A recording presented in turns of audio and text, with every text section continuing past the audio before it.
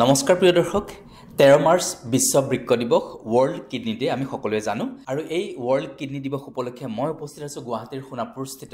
institute of urology and kidney diseases চমুকৈ IUKD আমি সকলোৱে জানো উত্তৰ পূৰ্বাঞ্চলৰ প্ৰথম আৰু একমাত্ৰ কিডনি হস্পিটেল মোৰ সৈতে উপস্থিত আছে কিডনি হস্পিটেল IUKDৰ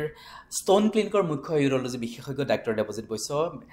আমি সকলোৱে জানো তেখেত এগৰাকী উত্তৰ পূৰ্বাঞ্চলৰ বিশিষ্ট ইউৰলজিষ্ট গতিকে ডাক্তৰ আপোনাক আমাৰ অনুষ্ঠানলৈ স্বাগতম জনাইছো হয় গতিকে 13 মাৰ্চ বিশ্ব বৃক্ক দিৱস আৰু এই বিশ্ব বৃক্ক দিৱসৰ লগত সংগতি ৰাখি আপুনি সমাজলৈ আজি কি ধৰণৰ এটা বাৰ্তা প্ৰেৰণ কৰিম বুলি ভাবিছে হয় ধন্যবাদ সো মই এটা বাৰ্তা প্ৰেৰণ কৰিব বিচাৰিছো সমাজলৈ যাতে কিডনিটো কেনেকৈ হেলদি কিডনি কেনেকৈ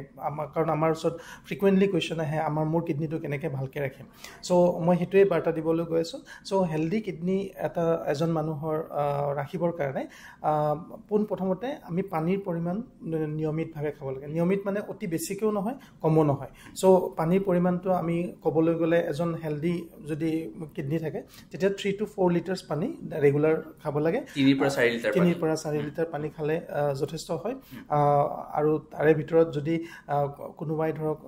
যদি ৰ'দত বেছিকৈ কাম কৰিছে বেছিকৈ পৰিশ্ৰম কৰি আছে চ' তেতিয়া পানীৰ পৰিমাণটো হয়তো অলপমান বেছি হ'ব পাৰে কিন্তু 3 পৰা 4 লিটাৰ খালে যথেষ্ট হয় ডক্টৰ এইখিনিতে মোৰ এটা কথা মনলৈ আহিছে যে পানীৰ বুলি কওঁতে কিন্তু আমি বিশুদ্ধ পানী খাব লাগিব সেই কথাটোৰ ওপৰত গুৰুত্ব দিব লাগিব হয় ছেকেণ্ড মই ক'বলৈ যাই আছোঁ যে আমাৰ খাদ্যাভ্যাসত নিমখৰ পৰিমাণ আৰু প্ৰটিন যেনেকৈ ডাঙৰ মাছ হওক মাংস জাতীয় বস্তু হওক খুব ৰেগুলাৰ বেছিকৈ খালে সেইটো কমাই আনিব লাগে বিশেষকৈ ভেজিটেৰিয়ান ডায়েটত গ'লে খুব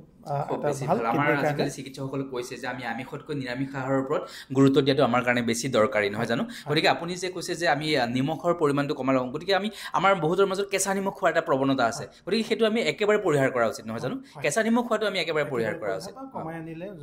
কাৰোবাৰ খাদ্যাভ্যাসত মানে থাকিব পাৰে নিমখটো কিন্তু কমাই যিমান পাৰে কমাই কৰিব লাগে আৰু দ্বিতীয়তে হ'ল কি এনেকুৱা হয় যে ধৰক আজি মাংস খালোঁ আকৌ ৰাতিপুৱা মাংস খাইছোঁ আকৌ ৰাতিলৈও মাংস খালোঁ বন্ধুৰ লগত পৰি আকৌ কাইলৈ বোলে কিবা এটা বাৰ্থডে পাৰ্টি এটা আছে নহ'লে কিবা বিয়াৰ এটা ৰিচিপশ্যনৰ পাৰ্টি এটা আছে আমি তাতো গৈ মাংস খাই দিলোঁ গতিকে আমাৰ মাংসৰ পৰিমাণটো দেহত যিমান লাগে তাতকৈ আমি বঢ়াই দিলোঁ গতিকে বঢ়াই দিয়াৰ লগে লগে আমাৰ কিডনিটোৰ ওপৰত যথেষ্ট নেতিবাচক প্ৰভাৱ পৰিব নহয় জানো চ' আমাৰ খাদ্যাভ্যাসত ছেকেণ্ড কুৱেশ্যনটো ক'লোঁ যে আৰু 3 নম্বৰ মই ক'বলৈ যাওঁ যে আমাৰ কিডনিৰ আটাইতকৈ ক্ষতিকাৰক বস্তু হ'ল প্ৰেছাৰ হাই প্ৰেছাৰ আৰু ডায়েবেটিছ চ' যাৰ হাই প্ৰেছাৰ আৰু ডায়েবেটিছ থাকে তেখেতসকলে খুব ডক্টৰক ফ্ৰিকুৱেণ্টলি দেখাই পেলাই যাতে সেইটো ট্ৰিটমেণ্ট কৰিব লাগে আৰু 40 বছৰ বয়সৰ পিছত প্ৰেছাৰ আৰু ডায়েবেটিছটো ৰেগুলাৰ চেকআপ এটা কৰিব লাগে ডক্টৰ আপুনি মানে কৈছে যে আমাৰ হাই ব্লাড প্ৰেছাৰ যদি হয় তেতিয়াহ'লে সেইটোৱে কিডনিৰ ওপৰত যথেষ্ট নেতিবাচক প্ৰভাৱ পেলাব আৰু যদি মানে ডায়েবেটিছ ৰোগত ভুগি থাকে কোনোবা এগৰাকীৰ ব্যক্তি গতিকে তেওঁৰ সেই ৰোগীগৰাকীৰ ক্ষেত্ৰতো তেওঁৰ কিডনিটোৰ ক্ষতি কৰাৰ যথেষ্ট চান্স আছে নহয় জানো গতিকে যিসকলৰ ডায়েবেটিছ আছে বা যিসকলৰ হাই ব্লাড প্ৰেছাৰত ভুগি আছে তেওঁলোকে ৰেগুলাৰ চেকআপ কৰাটো অত্যন্ত জৰুৰী মানে খুব ৰেগুলাৰ চেকআপ আৰু কণ্ট্ৰলত আনিব লাগে ডক্টৰৰ পৰামৰ্শ হিচাপে 4 নম্বৰ মই ক'বলৈ যাই আছোঁ কিডনিটো ভালে ৰাখিবৰ কাৰণে নিয়মিত যোগাভ্যাস নাইবা ব্যায়াম কৰিব লাগে শাৰীৰিক পৰিশ্ৰম বা ব্যায়াম কৰিব লাগে হয় 5 নম্বৰ পইণ্ট ক'বলৈ গ'লে কিডনিটো ভালে ৰাখিবৰ কাৰণে আমি মাদক দ্ৰব্য জাতীয় বস্তু যেনেকৈ এলকহল হওক নাইবা ধূম্ৰপান জাতীয় বস্তুবিলাক কমাই আনিব লাগে আৰু 5 নম্বৰ পইণ্ট মই ক'বলৈ যাই আছোঁ যে মানে আমাৰ এইখিনি গোটেইখিনি কোৱাৰ পিছতো আমি নিজৰ শাৰীৰিক এটা সদায় এটা বছৰত এবাৰকৈ আমি এটা মানে ইনভেষ্টিগেশ্যনছ কৰিব লাগে হেল্থ চেকআপ এটা কৰিব লাগে তাৰে ভিতৰত ইনক্লুড থাকে আমাৰ ব্লাড বুলি কয় ৰুটিন এক্সামিনেশ্যন অফ ব্লাড ইউৰিনৰ ৰুটিন এক্সামিনেশ্যন এটা ক্ৰিটিনিনৰ পৰীক্ষা এটা লিভাৰ ফাংচন টেষ্ট এটা আৰু লগতে এখন আল্ট্ৰাচাউণ্ডত মানে আমাৰ ভিতৰত কিবা অকল কিডনি বুলিয়ে নহয় অন্য মানে গলব্লাডাৰত কেতিয়াবা একো চিমটমছ নথকাকৈ ষ্ট'নছ থাকিব পাৰে কেতিয়াবা সৰু কিডনিত কেতিয়াবা পাথৰ ওলাব পাৰে নাইবা কেতিয়াবা কিডনিত একো মানে চিমটমছ নথকাকৈ কেতিয়াবা টিউমাৰ জাতীয় বস্তু ধৰাত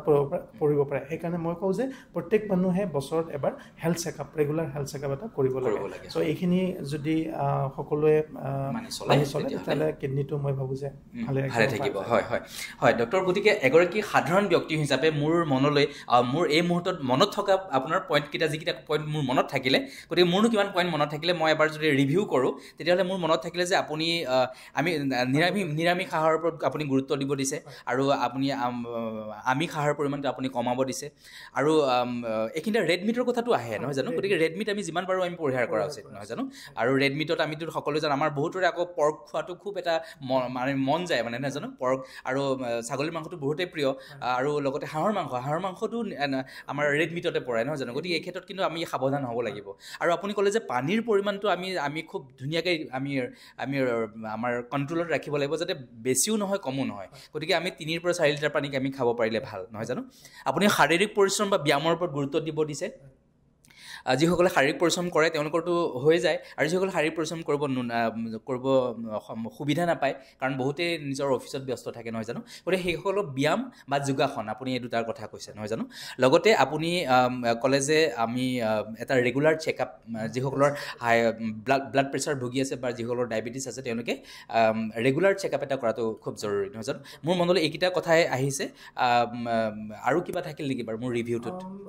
5টা পইণ্ট যেনেকৈ মই পানীৰ পৰিমাণটো ক'লে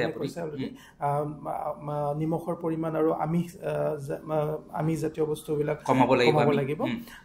ৰেগুলাৰ এক্সাৰচাইজটো কৰিছে চুগাৰ আৰু হাই প্ৰেছাৰ যিটো আছে যাৰ আছে তেখেতসকলে ৰেগুলাৰ চেকআপ কৰি যাতে কণ্ট্ৰলত আনে আৰু এটা ৰেগুলাৰ হেল্থ চেকআপ ইয়েৰলি এটা আৰু লগতে আপুনি এলকহলৰ কথা ক'লে মানে আমি যিটো আমি এলকহল আমি পৰিহাৰটো একেবাৰেই পৰিহাৰ কৰিব লাগে নহয় জানো আৰু লগতে ধূম্ৰপান নহয় জানো আমি গতিকে এইখিনি আমি একদম পৰিহাৰ কৰিব লাগিব লগতে ডক্টৰ মোক কিন্তু এটা কথা মনত পৰিছে যে আমি টোপনিটো পৰ্যাপ্ত পৰিমাণৰ আমি টোপনি যাব লাগিব নহয় জানো ডেফিনেটলি পৰ্যাপ্ত পৰিমাণৰ টোপনি নহ'লে অকল কিডনি বুলি নহয় আমাৰ যিহেতু এইটো মানে শৰীৰটো মানে এটা মেচিনছ বুলি ক'ব পাৰি যিটোক মানে আমাৰ ৰেষ্ট দৰকাৰ হয় চ' পৰ্যাপ্ত 8 ঘণ্টা 6 পৰা 8 ঘণ্টা মানে যেনেকৈ মোবাইলটো আমি চাৰ্জ দিওঁ তেনেকৈ আমাৰ দেহাটো চাৰ্জ দিয়া হয় নহয় জানো সেইটো মানে একচুৱেলি টোপনি অহাৰ সময়ত কি হয় আমাৰ বডিটোৱে হিলিং হয় মানে সেইখিনি আমাৰ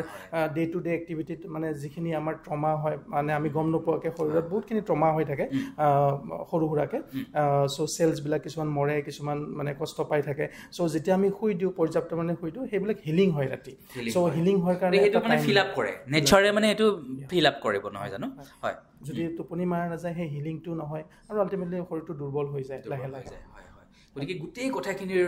ধৰক এখন যদি আমি চাইকেলৰ কথা কওঁ আমাৰ শৰীৰটো যদি এখন চাইকেল গতিকে চাইকেলৰ যদি কিবা নহয় কিবা এটা পাৰ্ট এটা যদি ডিফেক্ট হয় বা যদি পাৰ্টটো নাথাকে তেতিয়াহ'লে গোটেই চাইকেলখনে নচলিব নহয় জানো গতিকে খুব সুন্দৰ ডাক্তৰ আপুনি বিশ্ব বৃক্ক দিৱসৰ লগত সংগতি ৰাখি ইমান সোণসেৰীয়া কথাখিনি আমাৰ ৰাইজৰ বাবে আপুনি আগবঢ়ালে গতিকে আপোনাক আমি ধন্যবাদ জ্ঞাপন কৰিছোঁ আমি আগলৈও আপোনাৰ সৈতে কথা পাতিম ডাক্তৰ অৰূপ কুমাৰ নাথ সেইগৰাকী লেজাৰমেন খ্যাত চিকিৎসকৰ তত্বাৱধানত গুৱাহাটীৰ সোণাপুৰত যি উত্তৰ পূৰ্বাঞ্চলৰ প্ৰথম আৰু একমাত্ৰ কিডনী হস্পিটেল IUKD আছে গতিকে সেই IUKDৰ ষ্ট'ন ক্লিনিকৰ মুখ্য ইউৰ'লজি বিশেষজ্ঞ তথা অসমৰ বিশিষ্ট ইউৰ'লজিষ্ট ডাক্তৰ দেৱজিৎ বৈশ্য তেখেতে আমাক ইমানখিনি সময় দিলে গতিকে ডাক্তৰ আপোনাক আমি ধন্যবাদ জ্ঞাপন কৰি আজিৰ অনুষ্ঠান ইমানতে সামৰিছোঁ ধন্যবাদ